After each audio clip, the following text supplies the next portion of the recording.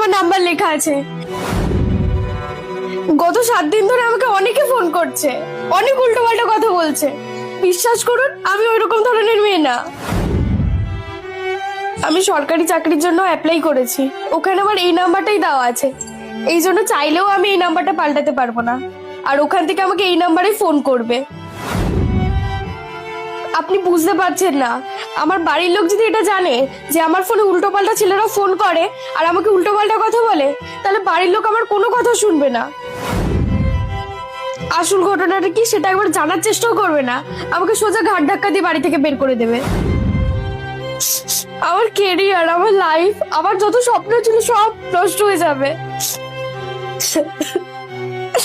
আপনি প্লিজ কাঁদবেন না, চুপ করুন একটু। আমি আপনাকে কথা দিচ্ছি, আজকের পর থেকে আপনার কাছে কেউ ফোন করে ডিস্টার্ব করবে না।